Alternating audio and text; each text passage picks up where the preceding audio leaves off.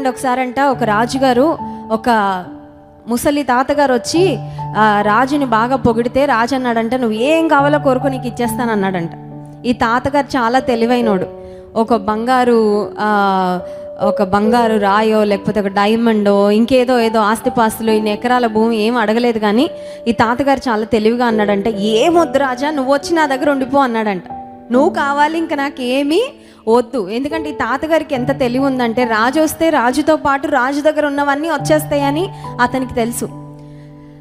రాజుగారు చాలా కన్విన్స్ చేయడానికి ట్రై చేశారు. ఇంకేదైనా కోరుకో తాతగారు అంటే అంటాడు, నాకు ఇంకేం వద్దయ్యా, నువ్వు వస్తే చాలు, నేను ఎక్కడ ఉంటానో నువ్వు అక్కడికి వచ్చి నాతో పాటు ఉండు. ఇప్పుడు తాతగారు ఉండే ఇల్లు ఏంటంటే, ఇంటి పైకప్పు సరిగ్గా లేదు, ఆయన ఇంటికి సరైన రోడ్డు లేదు, సరైన ఫెసిలిటీస్ లేవు, ఇంట్లో అసలు ఏమీ లేవు చెప్పాలంటే. ఒక కడు బీదరికంలో బ్రతుకుతున్న తాతగారు.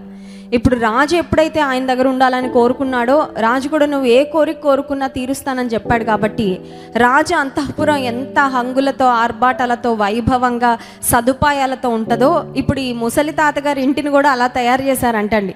ఇంకొక సెకండ్ ప్యాలెస్ లాగా తయారు చేసి, అతని ఇంటికి మళ్ళీ రాజమార్గం వేసేసి, రోడ్లు వేసేసి, ఆ ఇల్లంతా కట్టేసి, ఆ భవంతంతా అన్ని ఫెసిలిటీస్తో సిద్ధపరిచి, అప్పుడు ఆ తాతగారు కోరుకున్నట్లు రాజు వెళ్ళి తన దగ్గర ఉన్నాడండి. ఇప్పుడు భూమిని ఆకాశమును సృజించిన సృష్టికర్త అయిన దేవుడు, సర్వాధికారము కలిగిన దేవుడు, నాకు అసాధ్యమైంది ఏదైనా కలదా అని అడిగిన దేవుడు, సర్వశక్తిమంతుడైన దేవుడు అంటున్నాడు, నేను వచ్చి మీ మధ్యను నివాసము చేస్తాను. ఇప్పుడు నా ప్రశ్న ఏంటంటే, ఆయన మన మధ్య వచ్చి నివాసం చేయడానికి మనకి ఇష్టం ఉందా లేదా అని.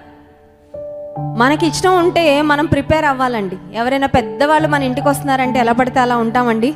కొంతమంది చేతులు కాళ్ళు ఆడవు కదండి. ఎవరైనా వస్తున్నారు అనేసరికి వాళ్ళు చాలా ఇంపార్టెంట్ పీపుల్ అంటే ఇల్లంతా దులిపేస్తారు, మంచి బట్టలు కట్టేసుకుంటారు, వాళ్ళకి టేబుల్ నిండా ఆహార పదార్థాలు సిద్ధపరిచేస్తారు, వాళ్ళకి కావాల్సినవన్నీ ఆలోచన చేసి అన్ని ఏర్పాట్లు చేసేసి ఇంకా వాళ్ళు వచ్చే సమయం కొరకు కళ్ళు కాయలు కాసేలా ఎదురు చూస్తూ ఉంటారు.